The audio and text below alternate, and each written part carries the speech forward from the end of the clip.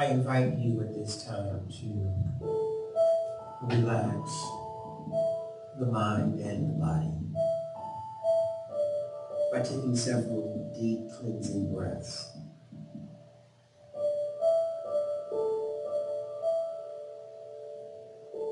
Relaxing your shoulders,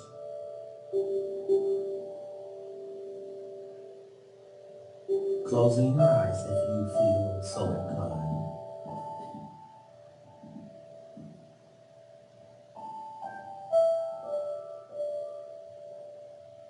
Knowing that this is your appointment with God.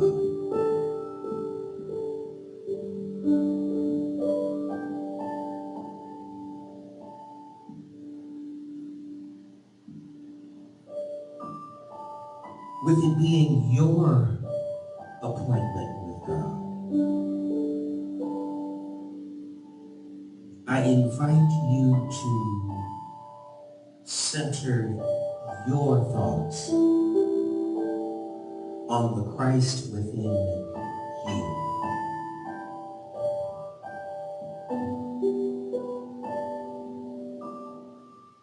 Withdrawing your attention from anything outside.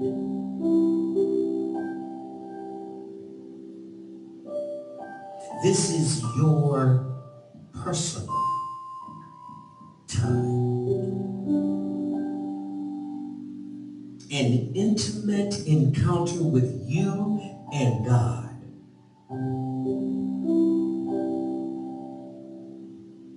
This is not you and your neighbor and God. This is you and God. This time is not you, your friend, and God. This is you and God.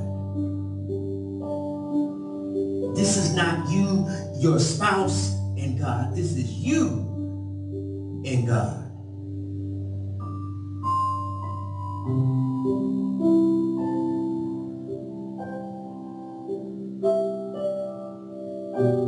Just like you have your individual time with God, everyone else has theirs. And allow that to happen.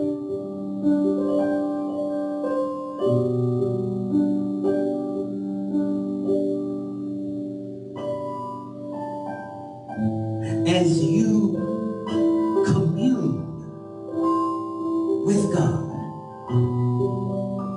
it is in this time that we can actually see and focus on our own wholeness. Our own wholeness.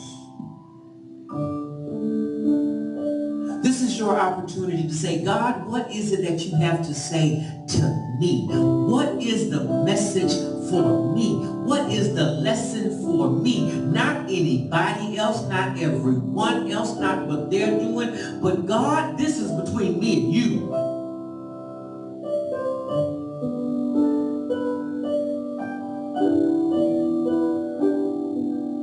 This is your opportunity to set your standard of excellence. Not based on what somebody else does, not what they don't do, but God, this is between me and you.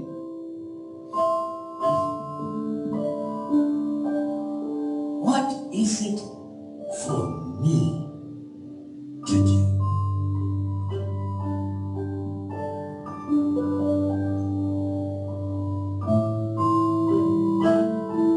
Now, once you ask that question, God, what is it for me to do? Open yourself to the answer.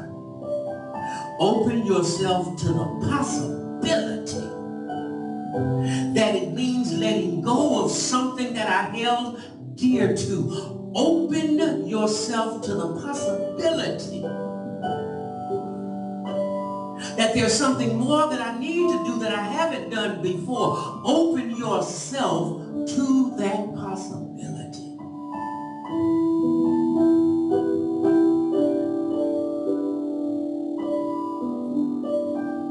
Now, whatever that answer is,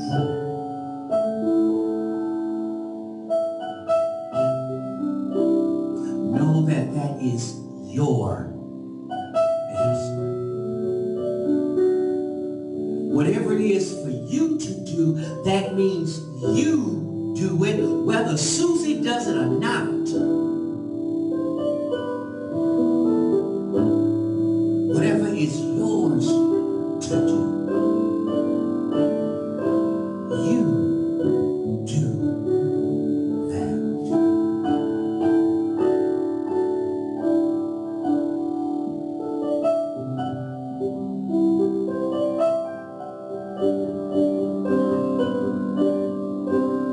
In your time of stillness, in your time of quietness, allow the answers to flow.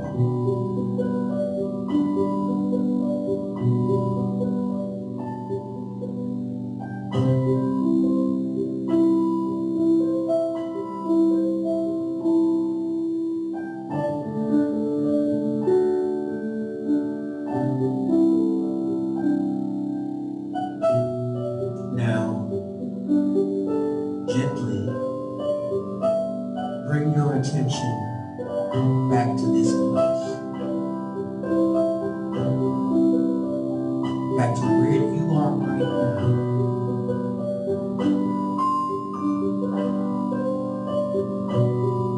Knowing that we move forward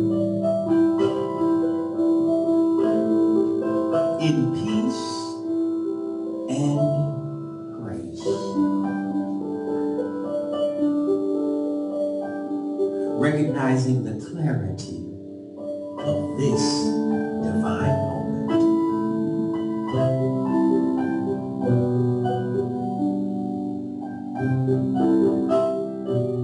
Every step that I take from this point forward, every decision I make from this point forward is done in love and peace. And I thank you, God, for that peace. And we declare all this to be so in the name and through the power that is in the name of our master teacher and elder brother, Jesus the Christ. Amen. And so it is. Now please join me in our thoughts and prayers.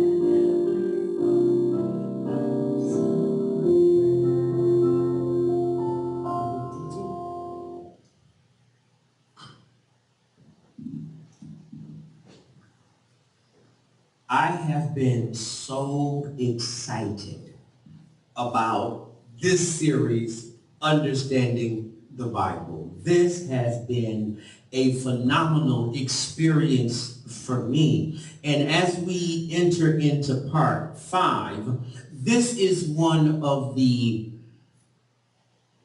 easier lenses of the Bible to look through for me to teach.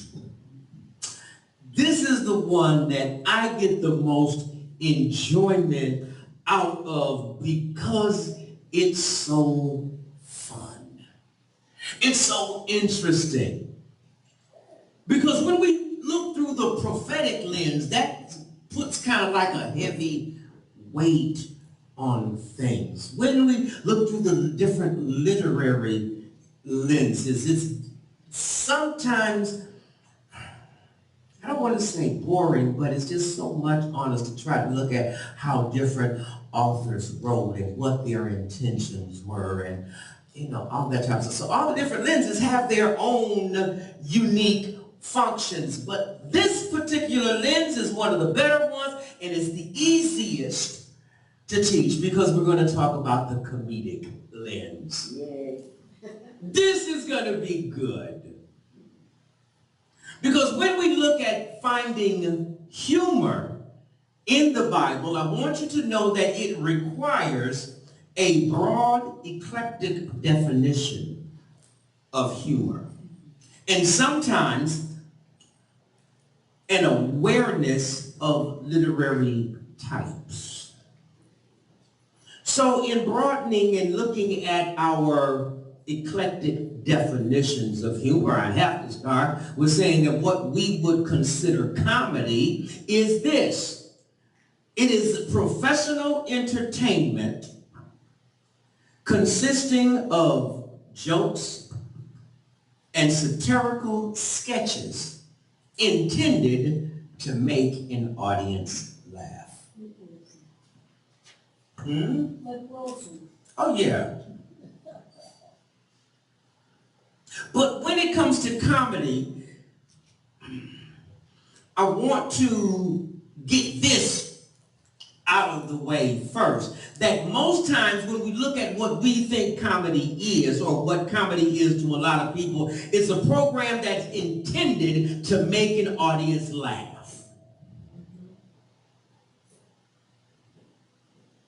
And it's highly unlikely that the biblical writers intended for their stories to be funny.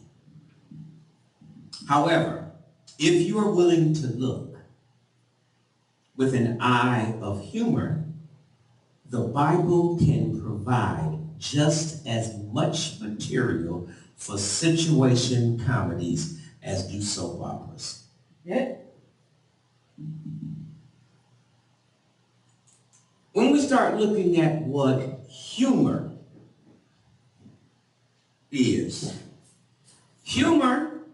we can find a lot of humor in the Bible, in biblical stories, because humor is the ability to be funny or to be amused by things that are funny. So there are some things that are amusing that were not designed or intended to be funny.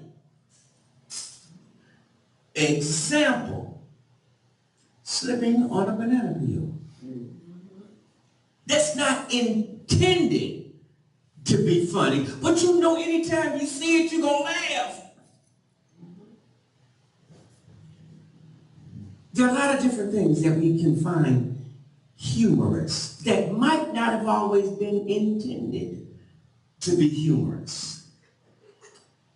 So the Bible usually does not top the list of those books that we would read for comic relief.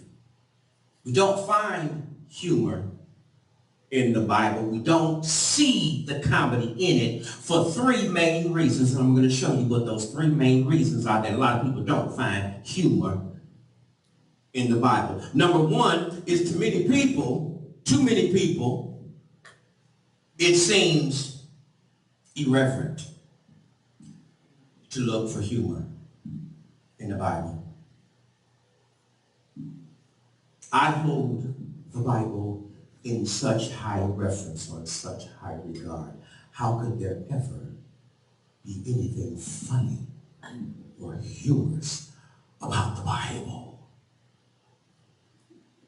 But because of that reverence that we have towards it, there is too much seriousness around it. So because we hold the Bible with this ideal of this concept of it being such a serious piece of literature, there's no way any of that could be funny.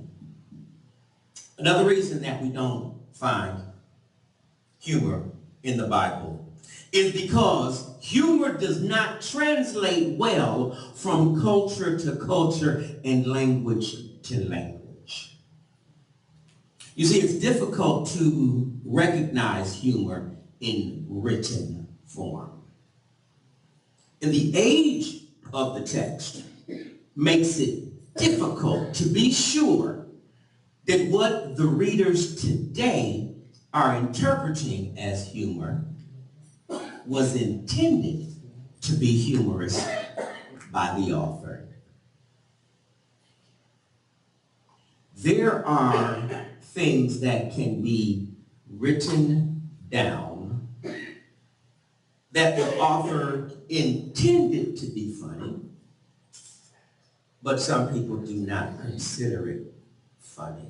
There are some things that are written down that are not intended to be funny, but someone else takes it as funny. There are some things that are written down to say one thing, but the underlying meaning of it is something entirely different. That's why it's very, very important for there to be the human interaction.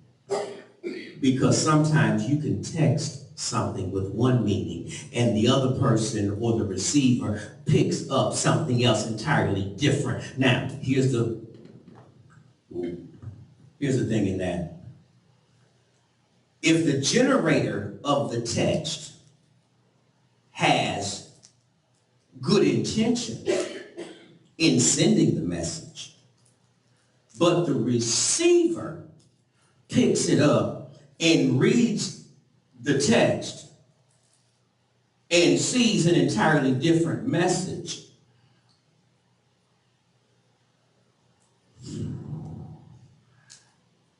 that other message is in the mind of who?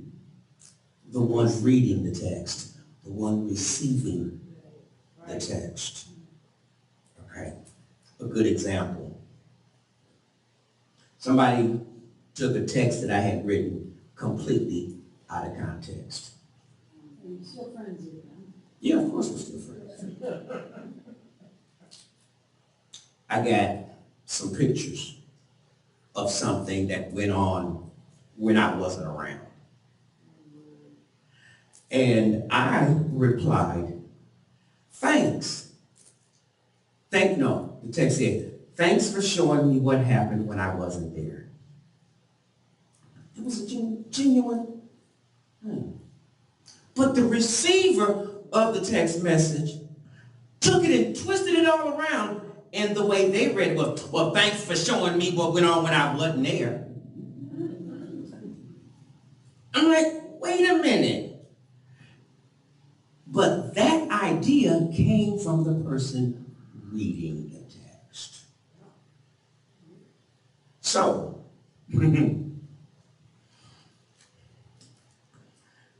there's a message in that right there. When this is not part of the message, I know. When we see something in somebody else, guess where the fault is? In us, not them. Right. Yeah. So whenever we say that somebody else is mean, guess what? They're not mean. You're the one that's saying it, so therefore the meanness can't be in nobody but you. That's why this unity message is not received well by many people.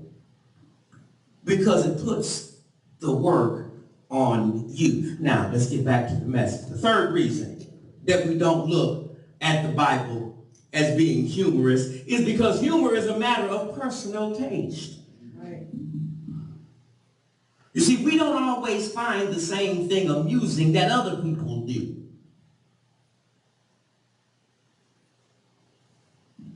In other words, it's all based on the audience. Who the audience is really determines what's funny, what's humorous, and what's not. Because you see, the Bible's people make it comical.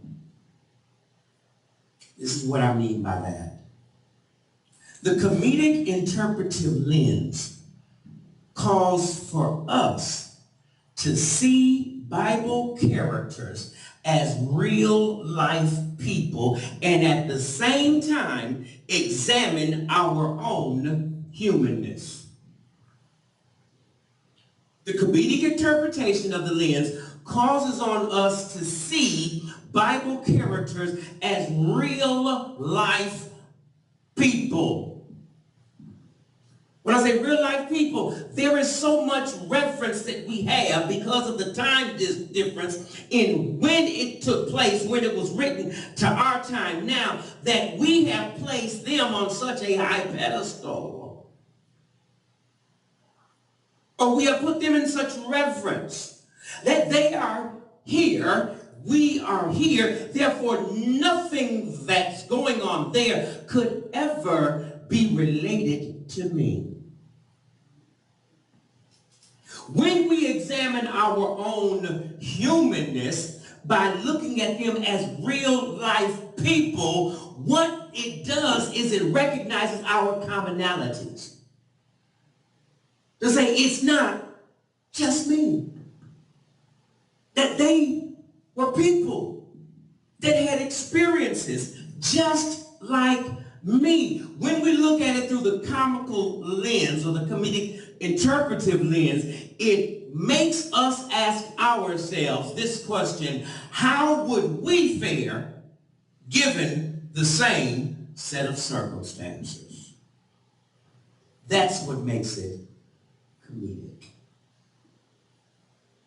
There is something that just in my mind is the way it is and there is nothing else.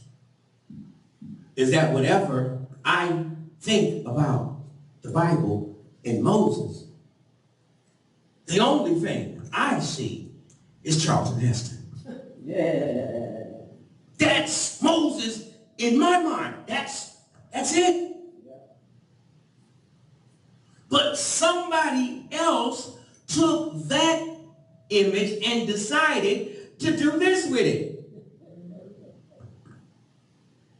So now if we're going to look at and examine our humanness in these characters and look at it asking the question, how would we fare? What would we do given the same set of circumstances? Let's look at one of the circumstances that was given to Moses and put ourselves in his shoes at the burning bush.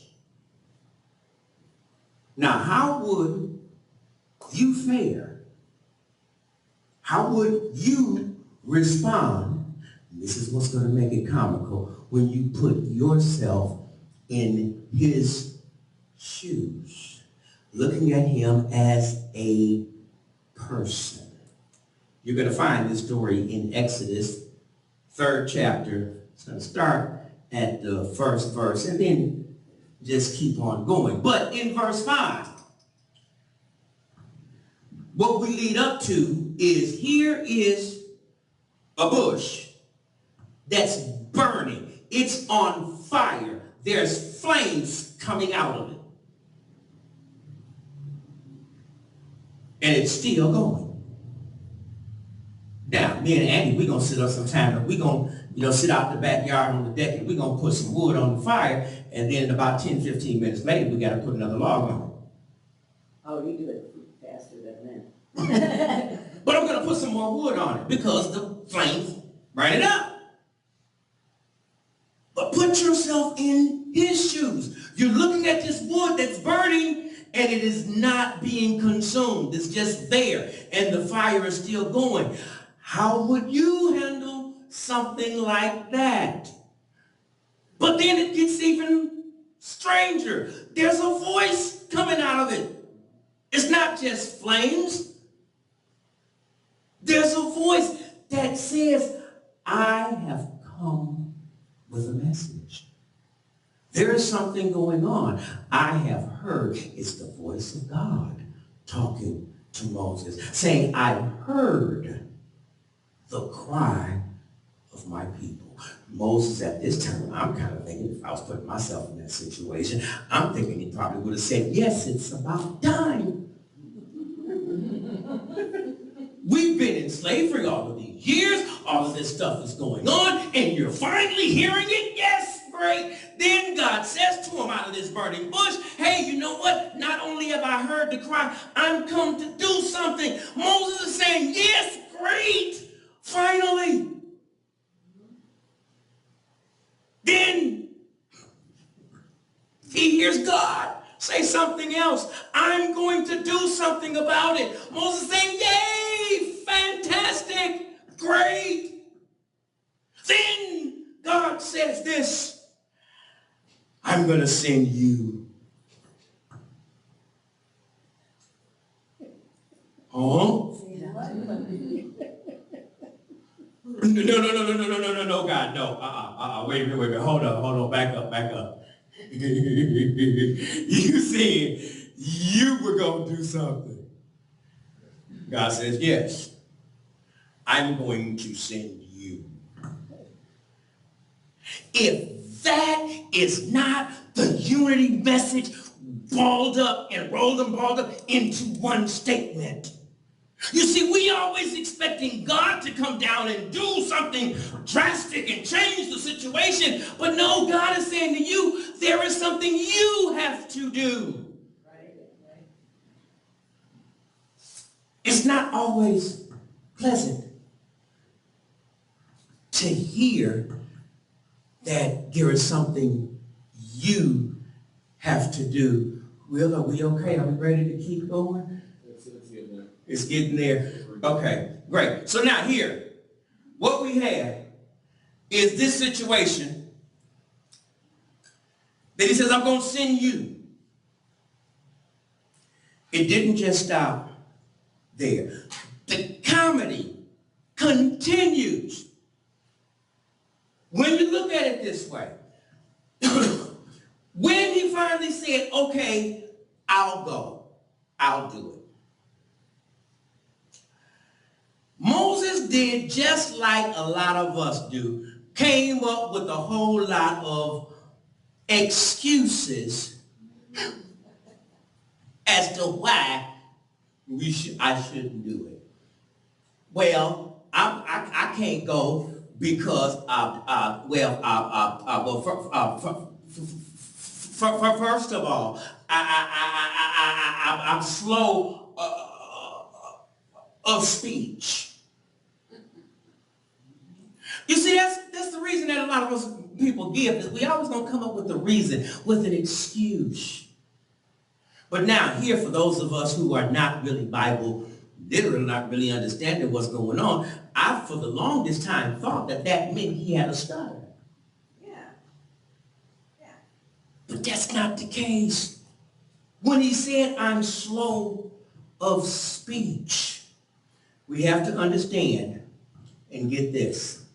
Where did he grow up? Egypt. Where in Egypt? In Pharaoh's house. The message that he was to give was to the Hebrews that spoke a different language. He couldn't speak the language fast enough. He was not fluent in that language. I had an opportunity to travel abroad, and while I was abroad, I'm in France, and I'm trying to find something for a friend of my mother. She had said what she wanted. She wanted a rosary, but when she said she wanted the rosary, I had already left Rome and had already been to the Vatican and everything, so I'm here trying to find this rosary in a French basilica. And I'm trying to talk to, and I had my English, it's not like today where you could just speak into your phone and it translate for you.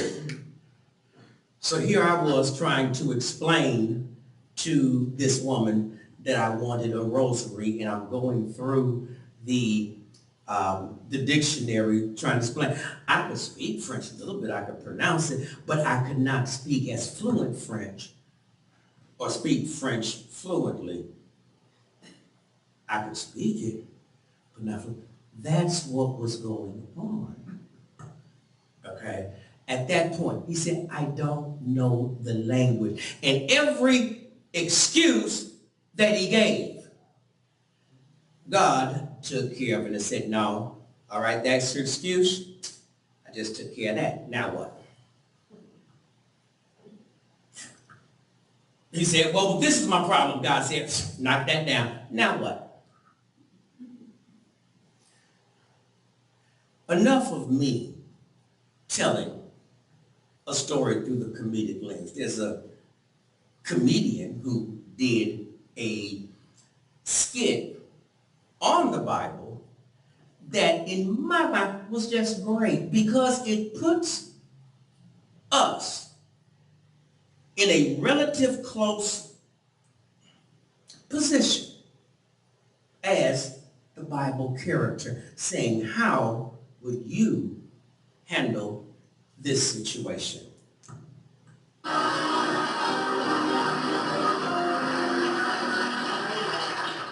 Thank you. I want to talk to you about a fellow by the name of Noah who built an ark. Now, everybody knows you. They ask you a question, say, what did Noah do? They say, well, he built an ark.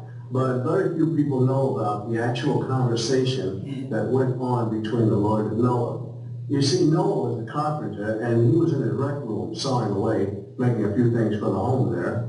Hoomba, hoomba, hoomba, hoomba, Noah. Hoomba, hoomba, hoomba, hoomba, Noah. Who is that? It's the Lord, Noah.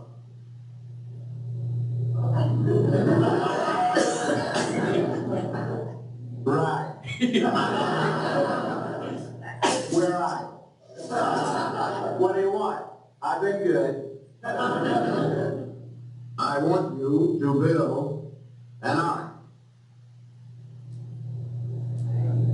Right. What's an ark?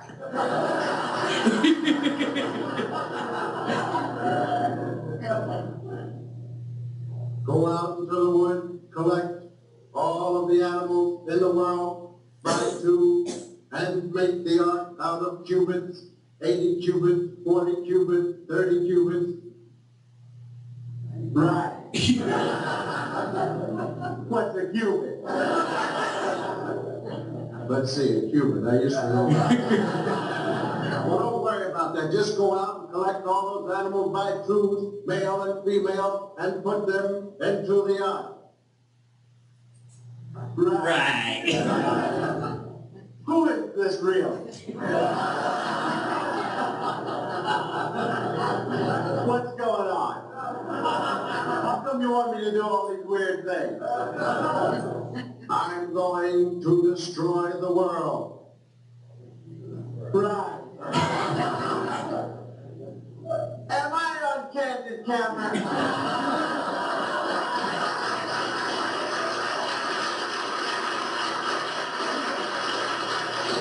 How you gonna do it? I make it rain for 1,000 days and drown them out. Right. Listen, do this, you'll save water. Let it rain for 40 days and 40 nights and wait for the sewers to back up. Right.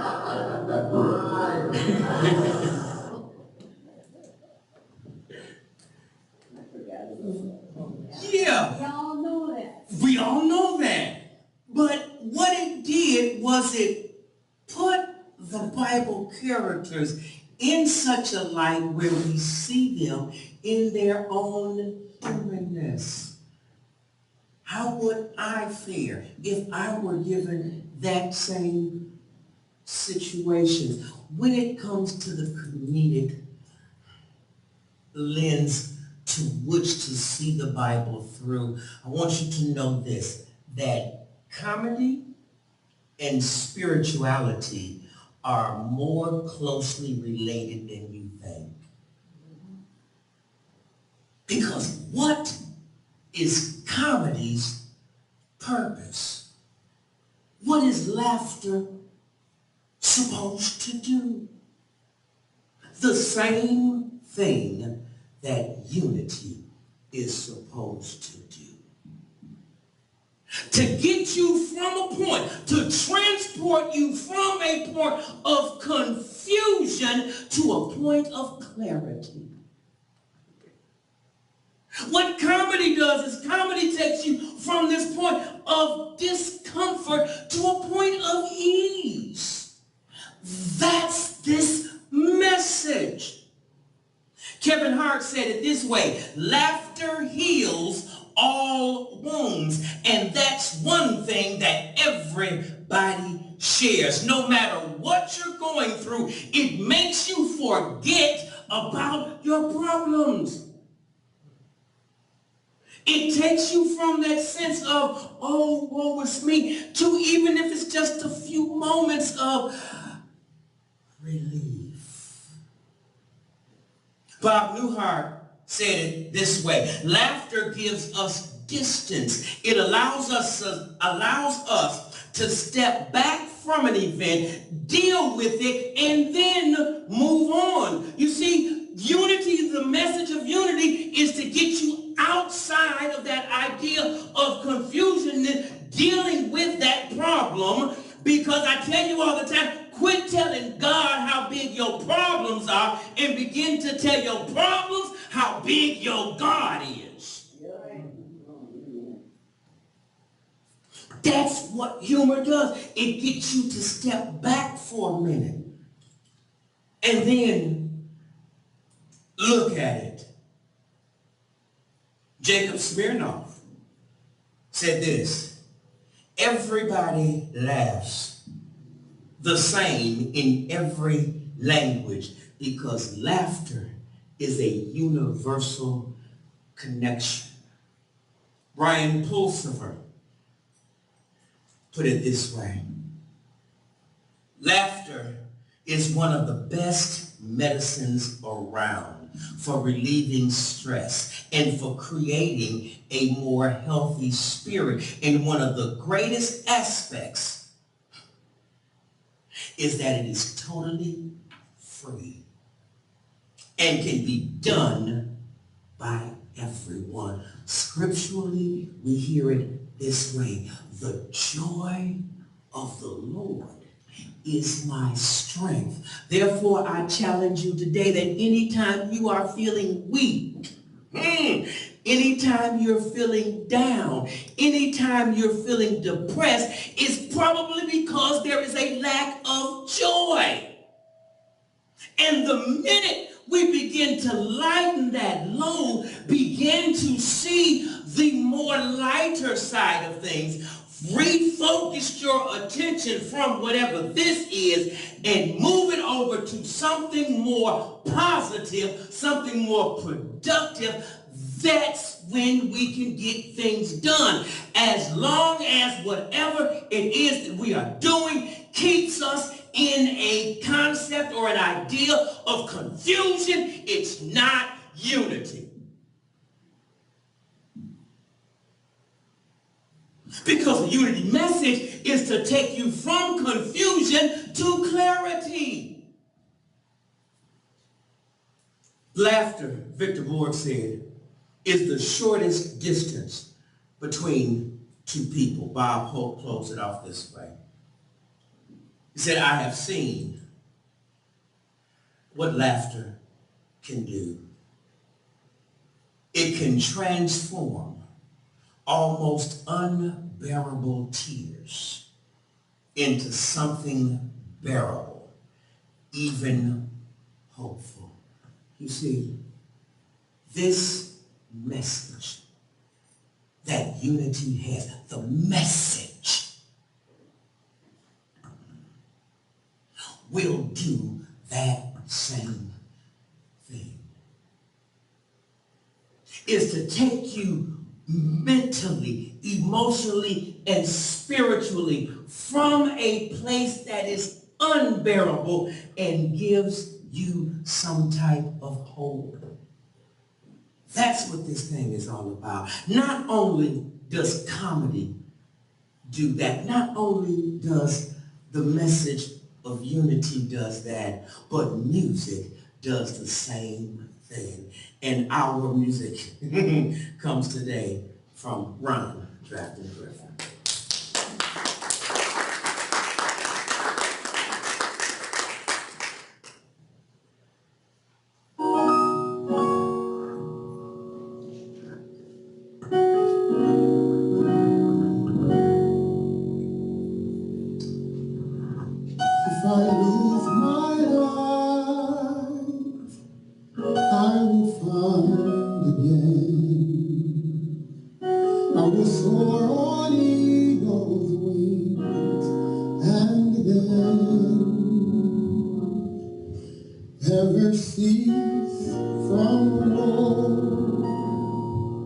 Rest in Jesus' arms. For the Lord is good, and I am safe from harm.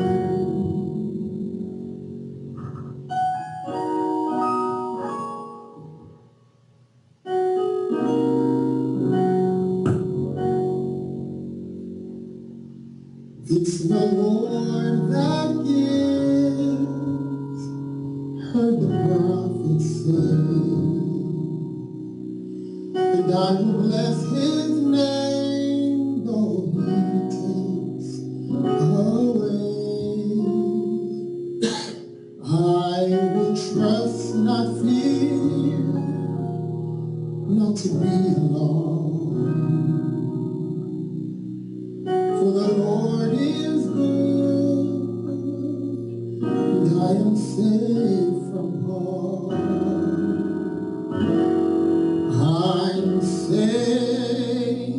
I'm safe in the eye of the storm. There's calm, for the Lord is good. My soul is safe from harm.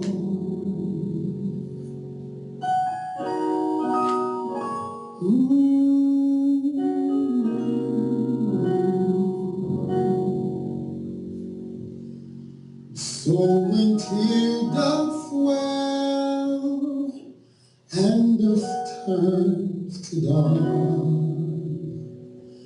I will still believe when his name I call. He will never leave, for he will rescue me. For the Lord is good, and I am safe from harm. I'm safe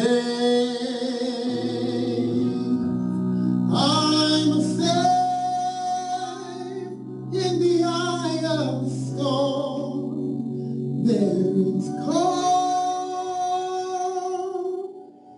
for the Lord is good, for the Lord is good.